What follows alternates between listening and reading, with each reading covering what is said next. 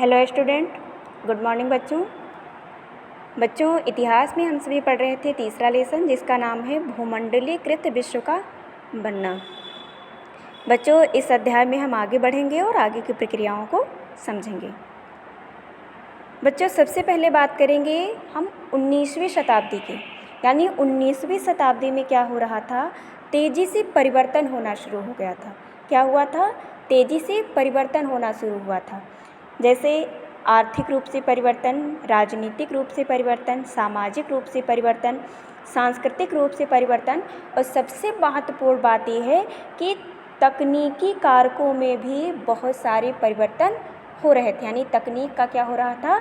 विकास हो रहा था, जिससे पूरे समाज की काया ही बदल रही थी। तो इसमें हम आगे बढ़ेंगे और आगे जानेंगे।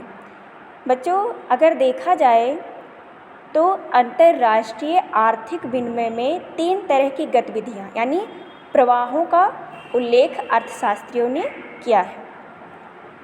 ध्यान से समझिएगा, जो अंतर्राष्ट्रीय आर्थिक विनिमय है उसमें 3 तरह के प्रवाहों का उल्लेख अर्थशास्त्रियों ने किया है। जैसे जिसमें पहला है व्यापार का प्रवाह, यानी पहला प्रवाह उन्होंने किसको बताया है? व्यापार को। और बच्चों, दूसरा प्रवाह है श्रम का, और तीसरा प्रवाह है पूंजी का। यानी पहला व्यापार, दूसरा श्रम और तीसरा पूंजी। बच्चों, इसमें जो पहला प्रवाह है वो किसका है? व्यापार का, जो 19वीं सदी में मुख्य रूप से वस्तुओं जैसे कपड़ा या गेहूं आदि के व्यापार तक ही सीमित था। और दूसरा प्रवाह किसका है? श्रम का। इसमें क्या होता था कि लोग काम या रोजगार की तलाश में एक जगह से दूसरी जगह आते जाते रहते थे। और तीसरा प्रवाह क्या है? पूंजी का, जिसे अल्प या दीर्घ अवधि के लिए दूर दराज के इलाकों में निवेश कर दिया जाता था। क्या कर दिया जाता था? निवेश कर दिया जाता था। बच्चों, ये 3 प्रवाह इसलिए बताए गए हैं क्योंकि इन्हीं 3 के माध्यम से ज़्यादातर लोग एक जगह से दूसरी जगह पे आया जाया करते थे। बच्चों, ये तीनों प्रवाह क्या थे? एक दूसरे से जुड़े हुए होते थे और लोगों के जीवन को क्या करते थे? प्रभावित करते थे। और कभी कभी इन कारकों के बीच मौजूद संबंध टूट भी जाते थे। जैसे उदाहरण के तौर पे देखते हैं, वस्तुओं या पूंजी की आवाजाही के मुकाबले श्रमिकों की आवाजाही पर प्रायः ज़्यादा शर्तें और बंदिशें लगाई जाती थी। यानी अगर देखा जाए तो वस्तुओं और पूंजी की आवाजाही तो ठीक थी, लेकिन श्रमिकों की आवाजाही पर प्रायः ज़्यादा शर्तें और बंदिशें होती थीं। फिर भी यदि हम इन तीनों प्रवाहों का एक साथ अध्ययन करें या एक साथ इनको देखें तो 19वीं सदी की विश्व अर्थव्यवस्था को ज़्यादा अच्छी तरीके से समझ सकेंगे। अब हम जो टॉपिक समझने जा रहे हैं वह है विश्व अर्थव्यवस्था का उदय। बच्चों, ध्यानपूर्वक समझिएगा वरना आप लोग कंफ्यूज हो जाएंगे। विश्व अर्थव्यवस्था का उदय, प्रश्न भी आ सकता है कि विश्व अर्थव्यवस्था के उदय को समझाइए, तो आप लोग ध्यानपूर्वक समझिए। बच्चों, क्या था कि जो सामान्य रूप से विश्व के सभी देश भोजन के मामले में आत्मनिर्भर होने के लिए प्रयास करते रहे। यानी क्या हुआ कि सामान्य रूप से विश्व के जो सभी देश थे वो भोजन के मामले में आत्मनिर्भर होने का प्रयास करते रहे कि हम भोजन के मामले में आत्मनिर्भर हो जाएं। यानी उसके लिए हमें किसी दूसरे देश पर आश्रित ना होना पड़े। और बच्चों, 19वीं सदी के ब्रिटेन की बात अलग थी। यानी ब्रिटेन की बात किया जाए तो उसकी बात अलग थी। बच्चों, यदि उस समय ब्रिटेन खाद्य आत्मनिर्भरता के मार्ग पर चलता तो वहाँ के लोगों का जीवन स्तर गिर जाता और सामाजिक तनाव फैलता।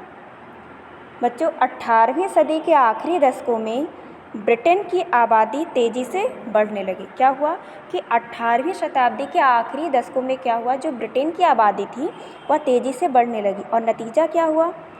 भोजन की मांग बढ़ी और जैसे जैसे शहर फैले, उद्योग बढ़ने लगे, कृषि उत्पादों की मांग भी बढ़ने लगी और जिसके चलते कृषि उत्पाद महंगे होने लगे। और दूसरी तरफ बड़े भूस्वामियों के दबाव में सरकार ने मक्का के आयात पर भी पाबंदी लगा दी। ध्यानपूर्वक समझिएगा बच्चों, ब्रिटेन की बात यहाँ पर हो रही है। क्या हुआ कि कृषि उत्पाद महंगे होने लगे और बड़े भूस्वामियों के दबाव से सरकार ने क्या किया, मक्का के आयात पर भी पाबंदी लगा दी। आयात के बारे में आप लोगों को पता ही है। सरकार ने क्या किया, मक्का के आयात पर भी पाबंदी लगा दी। और जिन कानूनों के सहारे सरकार ने यह पाबंदी लागू की उसे कॉर्न लॉ कहा जाता था। बच्चों, कॉर्न लॉ से संबंधित प्रश्न हमेशा पूछे जाते हैं, चाहे हाफ ईयरली हो चाहे प्री बोर्ड हो, और आपके बोर्ड एग्जाम में भी कॉर्न लॉ ज़रूर पूछा जाता है। यानी कॉर्न लॉ क्या है कि जिन कानून के सहारे सरकार ने मक्का के आयात पर प्रतिबंध लगाया था उसे कॉर्न लॉ कहा जाता था। बच्चों, खाद्य पदार्थों की ऊंची कीमतों से परेशान उद्योगपतियों और शहरी बाशिंदों ने सरकार को मजबूर कर दिया कि वहाँ कॉर्न लॉ को फ़ौरन समाप्त कर दिया जाए। यानी जब खाद्य पदार्थों की कीमतें बढ़ने लगी तो उससे परेशान जो उद्योगपति थे और शहरी बाशिंदों यानी जो शहर में बसने के लिए गए थे, उन्होंने सरकार को मजबूर कर दिया कि वह कॉर्न लॉ को फ़ौरन समाप्त कर दे। यानी जो मक्का के आयात पर उन्होंने रोक लगाई है उसको तुरंत समाप्त कर दें। अब बच्चों, कॉर्न लॉ को निरस्त कर दिया गया। ध्यान दीजिएगा बच्चों कि बड़े भूस्वामियों के दबाव में क्या किया गया था, मक्का के आयात पर प्रतिबंध लगाया गया था। और उद्योगपतियों और शहरी बासिंदों ने क्या किया था, शहरी बासिंदों ने सरकार को मजबूर किया, तब उन्होंने कॉर्न लॉ को निरस्त कर दिया। अब कॉर्न लॉ के निरस्त हो जाने के बाद बहुत कम कीमत पर खाद्य पदार्थों का आयात किया जाने लगा और आयातित खाद्य पदार्थों की लागत ब्रिटेन में पैदा होने वाले खाद्य पदार्थों से भी कम थी। फलस्वरूप ब्रिटिश किसानों की हालत बिगड़ने लगी। यानी जो किसान थे उनकी हालत ख़राब होने लगी, क्योंकि जो आयातित खाद्य पदार्थ थे उनकी लागत ब्रिटेन में पैदा होने वाले खाद्य पदार्थों से भी कम थी और इसके चलते ब्रिटिश किसानों की हालत बिगड़ने लगी, क्योंकि वे आयातित माल की कीमत का मुकाबला नहीं कर सकते थे और लोगों को जो सस्ता लगता था वही खरीदते थे और विशाल भूभागों पर खेती बंद हो गई थी। यानी बड़े बड़े भू क्षेत्र ऐसे हो गए जिन पर खेती करना किसानों ने बंद कर दिया और जिसके चलते हजारों लोग बेरोजगार हो गए। गाँव से उजड़कर वह तो शहरों में चले गए या दूसरे देशों में जाने लगे। यानी स्थिति बहुत खराब होती चली गई। बच्चों, जब खाद्य पदार्थों की कीमतों में गिरावट आई तो ब्रिटेन में उपभोग का स्तर बढ़ गया। क्या हुआ? उपभोग का स्तर बढ़ गया, यानी लोगों ने खाद्य पदार्थों का ज़्यादा से ज़्यादा प्रयोग करना शुरू कर दिया और 19वीं सदी के मध्य से ब्रिटेन की औद्योगिक प्रगति काफ़ी तेज रही, जिससे लोगों की आय में वृद्धि हुई और इससे लोगों की ज़रूरतें भी बढ़ी। बच्चों, यूरोप के लगभग 5 करोड़ लोग 19वीं सदी में अमेरिका और ऑस्ट्रेलिया में जाकर बस गए। ऐसी मान्यता है कि समस्त विश्व में लगभग 15 करोड़ लोग बेहतर भविष्य की चाह में अपने घर बार छोड़कर दूर दूर के देशों में जाकर काम करने लगे। बच्चों, 1890 तक का एक वैश्विक कृषि अर्थव्यवस्था सामने आ चुकी थी।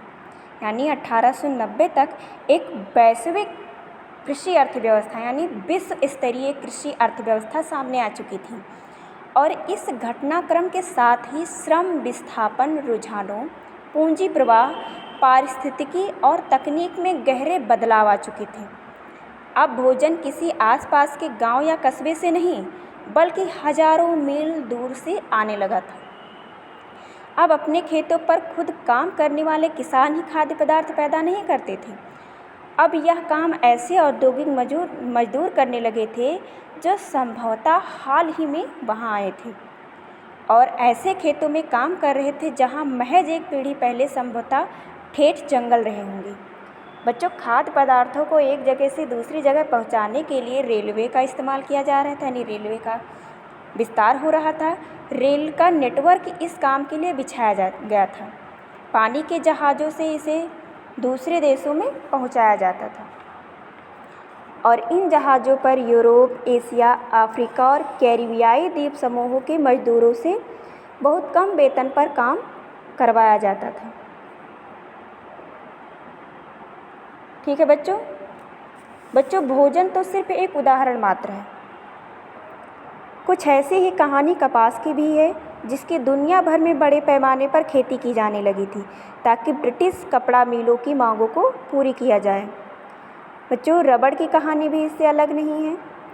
विभिन्न चीज़ों के उत्पादन में विभिन्न इलाकों में इतनी महारत हासिल कर ली कि 1820 से 1914 के बीच विश्व व्यापार में 25 से 40 गुना वृद्धि हो चुकी थी और इस व्यापार में लगभग 60% हिस्सा प्राथमिक उत्पादों यानी गेहूं और कपास जैसे कृषि उत्पादों तथा कोयले जैसे खनिज पदार्थों का था।